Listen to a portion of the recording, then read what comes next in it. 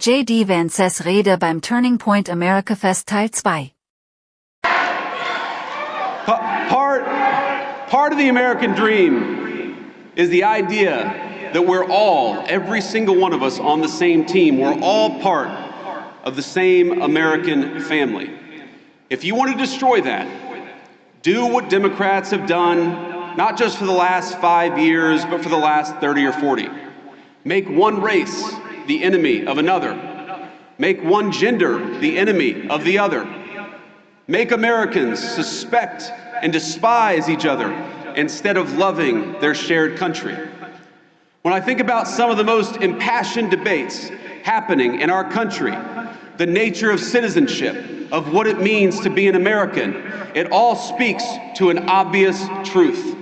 Americans are hungry for identity. We're hungry for belonging.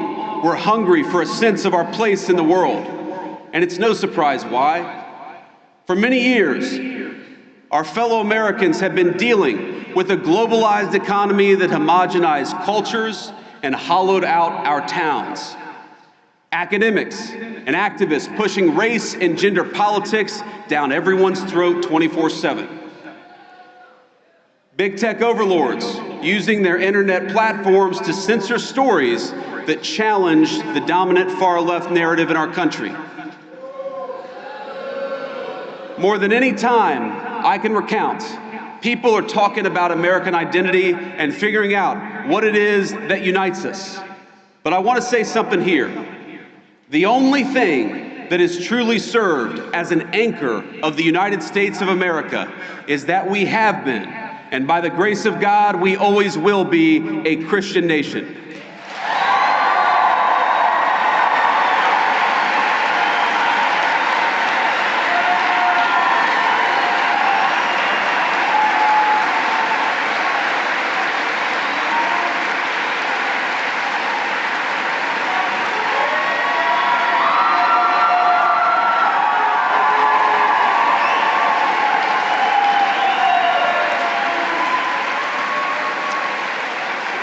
Now, I want to be explicit because, of course, the fake news media will twist everything that I say.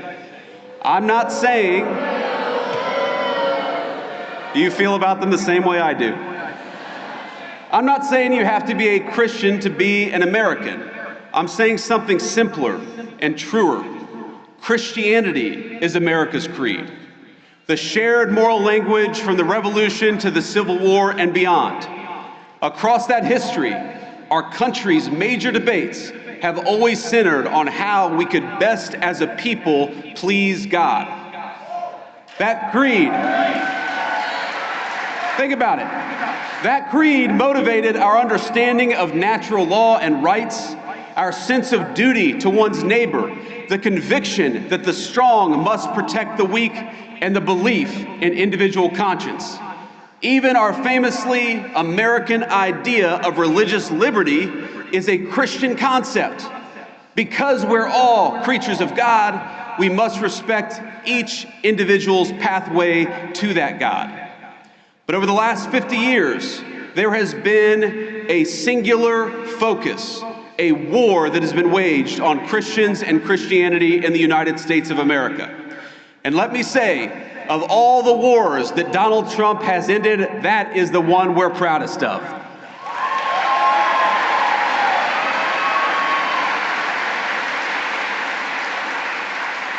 For decades, the left has labored to push Christianity out of national life. They've kicked it out of the schools, out of the workplace, out of the fundamental parts of the public square. Freedom of religion transformed into freedom from religion. And in a public square devoid of God, we got a vacuum. And the ideas that filled that void preyed on the very worst of human nature rather than uplifting it. They told us not that we were children of God, but children of this or that identity group. They replaced God's beautiful design for the family that men and women could rely on and turn to one another, with the idea that men could turn into women so long as they brought the right bunch of pills from Big Pharma. They had all the religious fervor of a zealous convert, without any of the grace or forgiveness of a true Christian. Scripture tells us, "By your fruits ye shall know them." And we might ask, what are the fruits of these people and their principles? And the answer is a man named Tyler Robinson who killed my friend.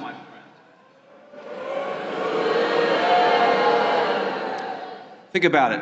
He has everything that the far left want from our young men. He rejected the conservatism and the spirituality, the values of a small town family. He moved into a small apartment. He became addicted to porn. He became addicted to hate. And he ended up sleeping with somebody who doesn't know whether they're a man or a woman. That is the nightmare scenario, but that is the scenario that the left has actively advertised they want for American families. And the young men in the audience in particular. That is exactly why we have to fight them. Because the fruits of true Christianity are men like Charlie Kirk.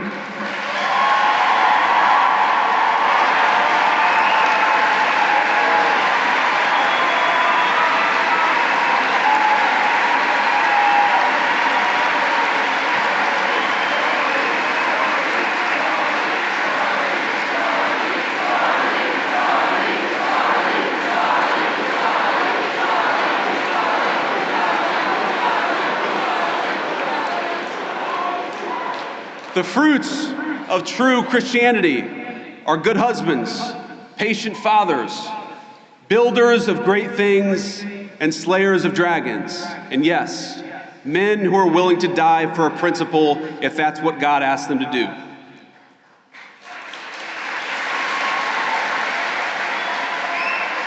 Because so many of us recognize that it is better to die a patriot than live a coward.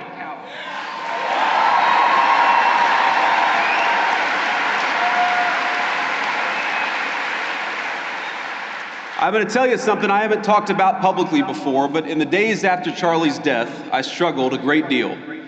I'm sure many of you did too. I remember watching every video of the assassination, looking for clues, trying to understand what happened. I tried to hide my friend and that terrible bullet hitting him, but I would try to look around. I stayed up all night for many nights in a row, researching every conspiracy theory, going down every rabbit hole. When my lovely wife, Usha, told me to come to bed, I told her I owed it to Charlie to try to uncover every stone, and so that's what I tried to do.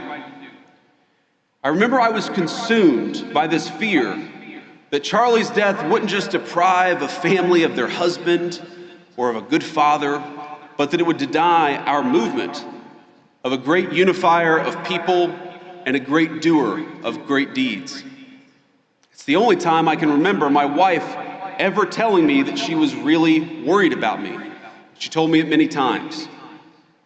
But what saved me was not lying to myself, but accepting the reality of the fight that we're in.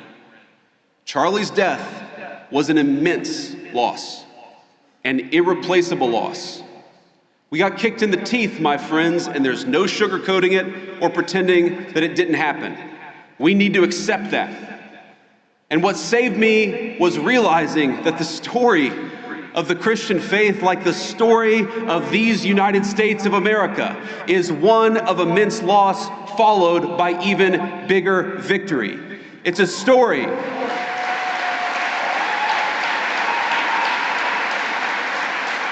It's a story of very dark nights followed by very bright dawns. What saved me was remembering the inherent goodness of God and that His grace overflows when we least expect it. Not long ago, I spent time at a Christian men's ministry just a couple of weeks ago. And here's what they do. They take men who struggle with addiction or homelessness and they help them get back on their feet. They feed them, they clothe them, they give them shelter and financial advice. They live out the very best part of Christ's commission. Now afterwards, I had lunch with 4 of these men. It was a couple of white guys, a Hispanic guy, and a black man. They had all struggled in their unique ways. Some had lost contact with their family, some of them for a very long time. Others were desperate to rebuild relationships with their kids so that they could see them on Christmas. But all of them were back on their feet. And what saved them? It wasn't racial commonality or grievance. It wasn't some philosophical jargon. It wasn't a DEI prep course, and it wasn't a welfare check. It was the fact that a carpenter died 2,000 years ago and changed the world in the process.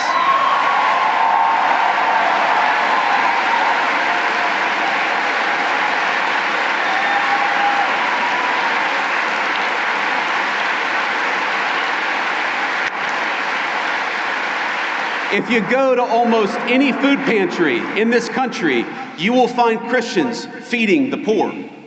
If you go to addicts whose families won't even speak to them, like my mom was at a certain point of her life, it's often the Christian ministries that stay with them at their very lowest moments. You'll find Christians sitting patiently beside hospice beds and in recovery rooms and in all the places of the world where people have given up on other people. And this is the moral truth we strive to center in our work in the Trump administration and in this great movement of ours. A true Christian politics, it cannot just be about the protection of the unborn or the promotion of the family, as important as those things absolutely are. It must be at the heart of our full understanding of government. Why do we penalize corporations that ship American jobs overseas? Because we believe in the inherent dignity of human work and every person who works a good job in this country. Why have we worked without the help of Congress to restrict H-1B visas, for example? Because we believe it is wrong for companies to bypass American labor just to go for cheaper options in the third world.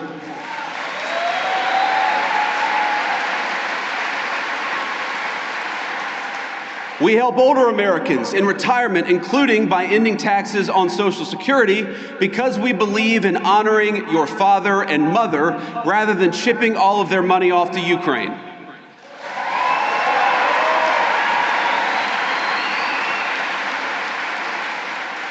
We believe in taking care of the poor, which is why we have Medicaid, so that the least among us can afford their prescriptions or to take their kids to see a doctor. And it's why we are outraged at the injustice of Tim Walz allowing Somalian immigrants to defraud that program to the tune of billions of dollars. It ought to go to Americans, because that's who it's there for.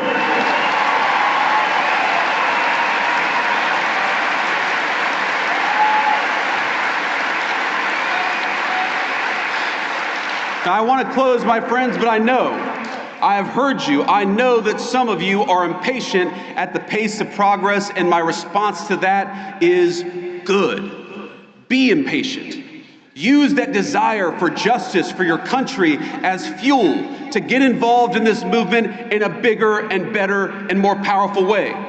I know some of you are discouraged by the infighting over any number of issues. Don't be discouraged. Wouldn't you rather lead a movement of free thinkers who sometimes disagree than a bunch of drones who take their orders from George Soros?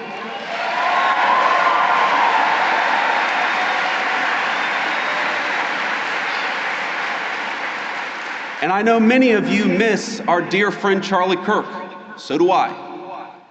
I miss his optimism. I miss his energy. I miss the phone calls where we'd strategize about how to get this or that GOP congressman to get off their ass and do something. But most of all, I miss Charlie's wisdom. I miss his reminder that politics is not a dress rehearsal or a game. We are making decisions that will save our country and give the American people a shot at their dreams again. If you miss Charlie Kirk, do you promise to fight what he died for?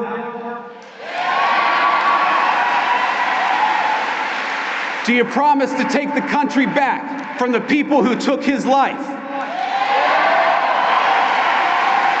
Do you promise to help defeat the radicals who cheered his death?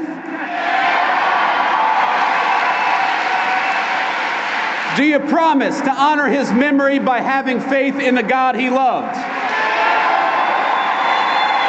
My friends, commit to these things and I promise you victory. I promise you closed borders and safe communities. I promise you good jobs and a dignified life. Only God can promise you salvation in heaven, but together we can fulfill the promise of the greatest nation in the history of the earth. Merry Christmas, my friends. Let's keep fighting. Dies ist eine Website, die dir hilft, dein englisches Lesen und Hören zu verbessern. Sie zerlegt Sätze per KI in leicht verständliche Wortgruppen. Mit dem Player kannst du Tempo, Pause und Rücksprung frei steuern, um jede Zeile zu verstehen. Die Seite bietet Übersetzungen in 20 Sprachen für barrierefreies Lernen. Gib einfach englist.com in deinen Browser ein und probiere es aus.